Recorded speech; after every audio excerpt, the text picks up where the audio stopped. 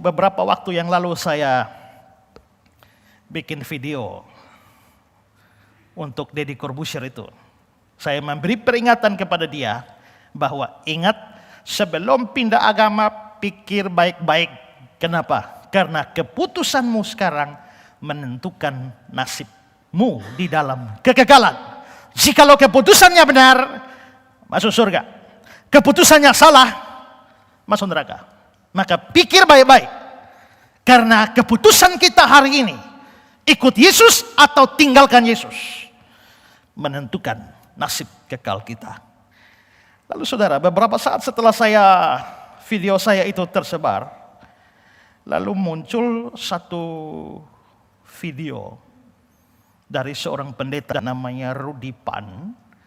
Dia lalu menolak apa yang saya katakan seputar neraka. Ya, ini saya kasih cuplikan omongan dia. Saya tonton ya videonya Pendeta Ezra, dan memang betul bahwa di situ Pendeta Ezra menekankan sekali supaya Deddy Corbuzier untuk betul-betul sebelum pindah agama itu menimbangkan dengan sangat teliti ya keputusan dia untuk pindah agama. Karena kenapa? Katanya keputusannya itu menentukan nasib kekalnya dia, apakah di neraka atau di sorga. Nah, di sini saya hanya ingin mengungkapkan keberatan saya aja dengan ide neraka itu. Ya, ide neraka yang dikaitkan dengan kekekalan ya. Bagi Pendeta Ezra, neraka itu secara harafiah, literal ya, itu memang ada yang seperti itu gitu. Ya, pokoknya ada yang seperti itu neraka itu gitu. Memang betul-betulan ada gitu loh. Nah, kalau saya sendiri berada di dalam posisi menolak ide bahwa neraka itu ada secara literal, ada benar-benaran ada di dalam realitas itu, ya. Mengapa? Karena ide neraka itu sadis dan gila dalam pengertian negatif ya. Itu ngeri sekali kalau Allah itu kok bisa menghukum orang seperti itu ya.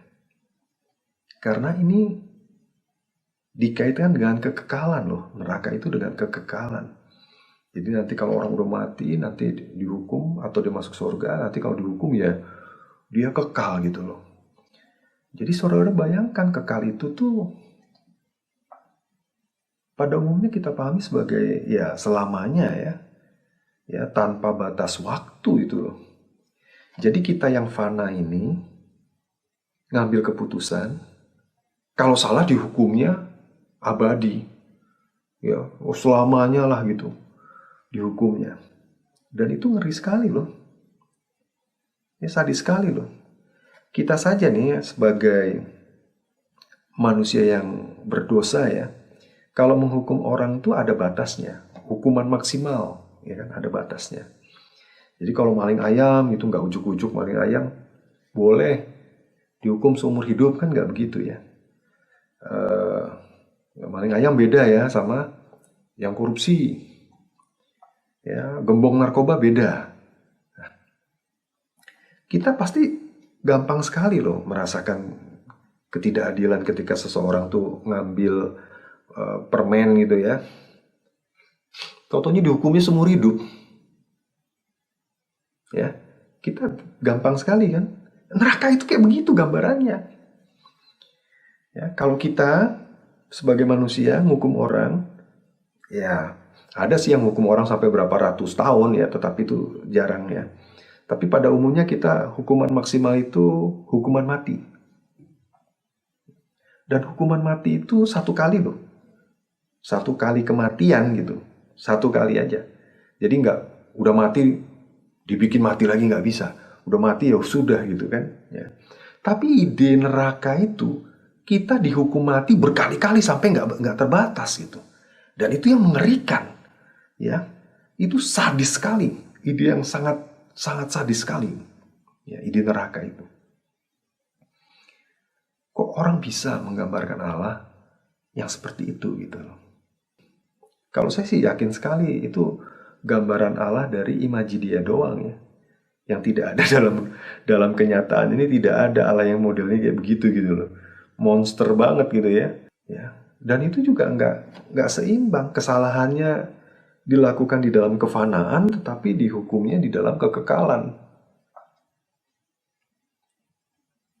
Begitu. Ya, begitu. Ya. Jadi intinya dia menolak bahwa neraka itu ada sungguh-sungguh. Kenapa? Karena bayangkan masa Allah semengerikan itu, sesadis itu. Menghukum orang selama-lamanya di dalam neraka. Padahal dosanya dibuat di dalam kefanaan dunia. Kenapa hukumannya di dalam kekekalan dan selama-lamanya? Jadi ide neraka itu bisa membuat Allah itu semacam monster. Karena itu Allah tidak seperti itu. Karena Allah tidak seperti itu, maka Allah yang penuh kasih itu tak mungkin menghukum orang di dalam neraka, alias neraka itu tidak ada. Nah saudara, persoalannya adalah bahwa menurut saya intinya kembali apakah mempercayai Alkitab atau tidak, itu masalahnya. Mempercayai Alkitab, apalagi Alkitab sebagai firman Allah atau tidak. Ataupun kita bisa melanjutkan sedikit lagi bahwa itu ditentukan juga oleh apakah orang masih percaya kata-kata Yesus atau tidak. Karena apa? Karena Yesus sendiri boleh dikatakan Yesus adalah tokoh atau orang yang paling banyak berbicara soal neraka. Paulus bicara soal neraka ya, Petrus bicara soal neraka ya, tokoh-tokoh Alkitab lain bicara soal neraka ya, tapi tidak ada rasul atau tokoh Alkitab yang bicara neraka sebanyak Yesus. Selain itu juga saudara, Yesus itu bicara neraka lebih banyak dari Yesus bicara surga. Yesus bicara soal kasih Allah.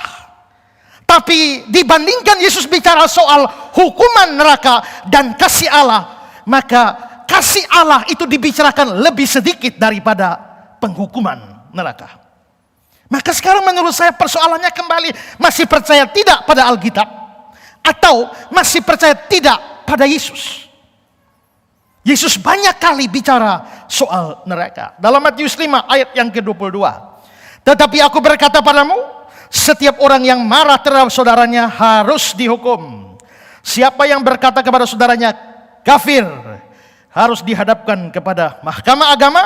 Dan siapa yang berkata jahil, harus diserahkan ke dalam neraka yang menyala-nyala. Yesus sendiri bicara.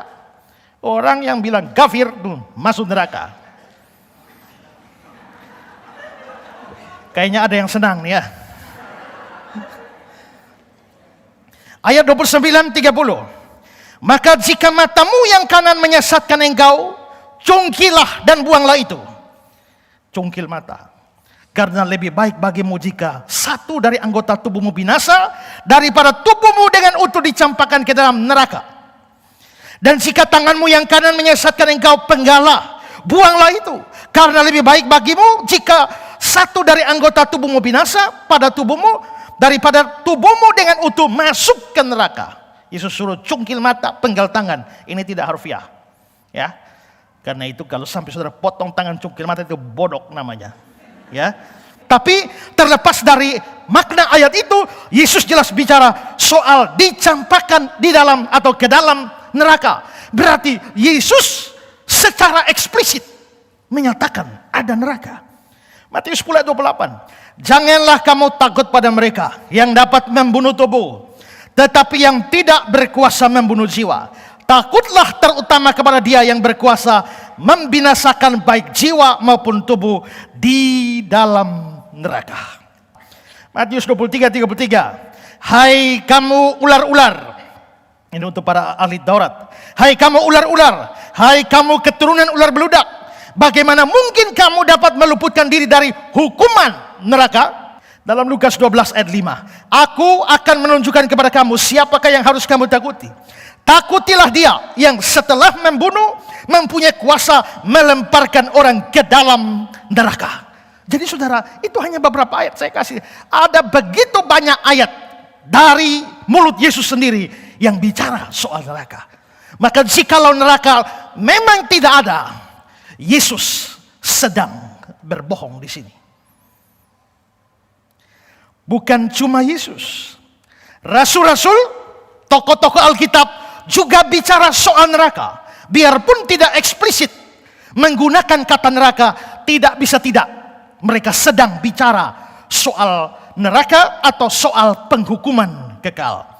Misalnya Rasul Paulus dalam 2 Tesalonika 1 ayat 9. Mereka ini akan menjalani hukuman kebinasaan selama-lamanya. Tidak bisa tidak. Itu pasti neraka. Dalam surat Roma pasal yang kedua ayat 6-9. Dia akan membalas setiap orang menurut perbuatannya. Penderitaan dan kesesakan akan menimpa setiap orang yang hidup yang berbuat jahat. Penderitaan dan kesesakan. Itu pasti bicara neraka.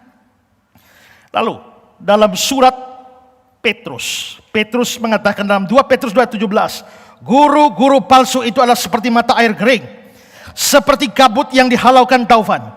Bagi mereka telah tersedia tempat dalam kegelapan yang paling dahsyat. Itu pasti neraka. Dalam suratnya Yudas juga menulis, sama seperti Sodom dan Gomora dan kota-kota sekitarnya, dengan cara melakukan percabulan dan mengejar kepuasan yang tak wajar, telah menanggung siksaan api kekal. Siksaan api kekal tidak bisa tidak adalah neraka.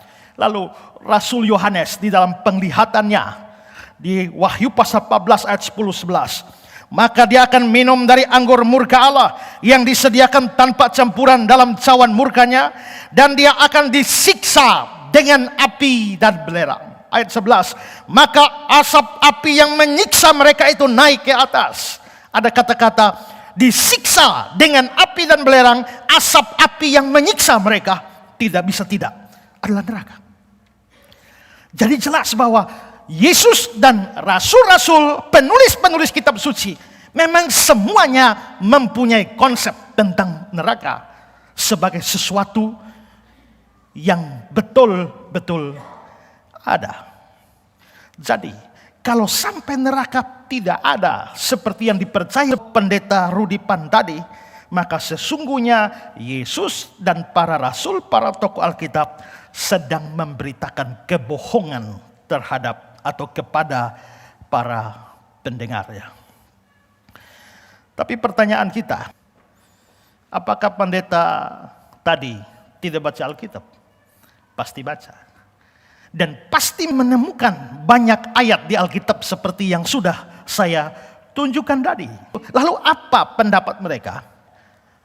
Pendeta tadi, pendeta Rudi Pan itu tidak percaya ada neraka. Alasannya apa? Kita lihat video dia yang kedua. Loh, tapi kan Yesus yang ngomong. Ya, Yesus yang ngomong betul. Yesus ngomong juga tentang neraka dan hukumannya yang mengerikan, ya. Tetapi kita tidak harus menafsirkan kata-kata Yesus secara literal, secara harafiah. Ya, maksudnya betul-betul sebagai fakta objektif, nanti akan begitu gitu loh. Tidak harus kita tafsirkan seperti itu. Neraka juga bisa dipahami sebagai bahasa gertakan, ya. Bahasa gertakan itu artinya kita tidak melakukan apa yang kita katakan sebetulnya. Seperti misalkan kepada anak kita, ya, nanti kalau tidak belajar, ya, papi gebukin loh pakai besi, ya kan. Kalau tidak juara, wah, kita usir dari rumah misalkan. Itu cuma gertakan-gertakan gitu doang. Tapi kita tidak bertujuan melakukan. Ya, jadi itu memang operatif, artinya itu berfungsi dengan baik untuk orang yang memang takut. Ya, untuk orang yang takut, ditakut-takutin memang bisa berfungsi seperti itu. Dan itu efek ke kitanya itu begitu besar gitu. Ya, sehingga rasa ngeri juga ya kalau neraka begitu ya. Nah, dengan ada timbulnya begitu, dia bisa mengalihkan fokus hidupnya kepada kebaikan, ya, kepada persekutuan dengan Tuhan, kepada kehidupan surgawi, begitu ya. Nah, tujuannya itu dengan ide neraka itu seperti itu, begitu. Ya, jadi kalau kita masih menerima ide neraka yang mengerikan itu secara literal, secara harafiah itu sama aja kita menggambarkan Allah itu monster yang haus darah sekali. Dan bisa kita buang. Ya. Ide neraka yang seperti itu bisa kita buang. Bahkan ide tentang Allah yang monster mengerikan dan haus darah itu pun bisa kita buang. Dan di dalam hidup kita jauh lebih damai kok kalau kita membuang Allah dan neraka yang seperti itu gitu. Jadi Yesus memang ajar neraka, tapi kenapa? Itu bahasa gertakan. Kalau lu tidak mandi, ini malam tidak makan. Saudara tidak berencana, tidak kasih makan anak saudara. Ya, kalau main HP terus, mama bawa kau ke panti asuhan. Tinggal di sana. Ya, tidak berarti mama sungguh-sungguh kepengen bawa anak ke panti asuhan. Itu hanya gertakan saja. Sehingga bagi orang yang takut itu punya efek membuat hidup lebih baik. Jadi Tuhan menggunakan gambaran neraka yang mengerikan itu untuk menggertak manusia supaya manusia bisa hidup lebih baik. Nah, saya akan tanggapi ini. Saudara, kalau itu yang dipahami, maka menurut saya tetap tidak bisa terhindar dari suatu kesimpulan bahwa Yesus dan para rasul, para tokoh Alkitab memang sedang berbohong. Kalau kita lihat detail-detail dari ayat-ayat Alkitab yang bicara soal neraka. Saya beri contoh, Matius 10 ayat 28. Janganlah kamu takut kepada mereka yang dapat membunuh tubuh, tapi yang tidak berkuasa membunuh jiwa. Takutlah terutama kepada Dia yang berkuasa membinasakan baik jiwa maupun tubuh di dalam neraka. Takutlah. Jika neraka di sini hanya bahasa gertakan, maka adalah tidak benar bahwa Tuhan itu berkuasa membinasakan baik jiwa maupun tubuh. Ini kan dikontraskan. Orang, manusia tidak usah takut pada manusia, karena manusia hanya bisa bunuh tubuh. Takut pada Tuhan. Tuhan lebih hebat dari manusia. Bisa bunuh tubuh dan jiwa. Di mana? Di neraka. Kalau neraka tidak ada, hanya bahasa gertakan, maka sebenarnya ide bahwa Tuhan berkuasa bunuh tubuh dan bunuh jiwa, itu tidak benar. Tuhan hanya bisa berkuasa membunuh tubuh yang sama dengan manusia. Hanya itu. Jadi kalau neraka hanya bahasa gertakan, di sini Yesus sedang berbohong. Matius 23:33. Ini ancaman loh ya. Untuk para ahli Taurat. Hai kamu ular-ular, hai kamu keturunan ular beludak, bagaimana mungkin kamu dapat meluputkan dari hukuman neraka? Jika neraka hanya bahasa gertakan, para ahli Taurat yang disebut ular-ular atau keturunan ular beludak ini pasti tidak akan dihukum. Dan kalau memang mereka tidak akan dihukum, ini hanya bahasa gertakan, bagaimana memahami kata-kata Yesus? Bagaimanakah mungkin? Istilah atau kata-kata Yesus, bagaimanakah mungkin, ini menunjukkan atau memastikan itu. Kalau itu hanya bahasa gertakan, terlalu besar kemungkinan, bahkan tidak ada kemungkinan mereka tidak dihukum di dalam neraka. Dengan mengatakan ini bahasa gertakan, berarti mengatakan Yesus sedang berbohong kepada para ahli Taurat itu. 2 Tesalonika 1 ayat 9. Mereka ini akan menjalani hukuman kebinasaan selama-lamanya, dijauhkan dari hadirat Tuhan dan dari kemuliaan kekuatannya. Saudara, ini Paulus bicara kepada orang jemaat Tesalonika. Paulus tidak menjadikan orang Tesalonika sebagai objek pembicaraan, tapi orang lain yang tidak percaya. Maka dipakai istilah mereka ini. Jadi di sini ada Paulus, di sini ada jemaat Tesalonika. Dan Paulus bicara kepada orang Tesalonika tentang orang-orang tidak percaya. Mereka ini akan menjalani hukuman kebinasaan. Kalau neraka itu adalah bahasa gertakan, Paulus gertak siapa? Menggertak orang yang tidak ada di situ. Lalu apa manfaat? Kalau saya bicara kepada Anda, saya menggertak Anda. Gertakan saya punya efek pada Anda. Tapi kalau saya bicara pada Anda dan menggertak orang di Papua sana, apa manfaat gertakan saya yang saya sampaikan pada Anda? Ini menunjukkan adalah omong kosong kalau itu dianggap sebagai bahasa gertakan. Yudas setuju. Sama seperti Sodom dan Gomora dan kota-kota sekitarnya yang dengan cara yang sama melakukan percabulan, mengejar kepuasan-kepuasan tak wajar, telah menanggung siksaan api kekal. Ini bukan nanti. Kalau ancaman itu kan belum terjadi. Ini gertakan itu belum terjadi. Kalau tidak mandi, mama tidak kasih makan. Itu kan belum. Nanti. Tapi ayat ini bilang telah menanggung. Lalu ini kalau sudah telah menanggung, terus mau gertak siapa? Gertakan itu untuk sesuatu yang baru mau dilakukan atau akan dilakukan, tapi ini sudah masuk. Jadi kalau memang ini adalah bahasa gertakan, berarti Yudas sedang menipu orang-orang pendengarnya dengan mengatakan orang Sodom dan Gomora sudah di dalam neraka.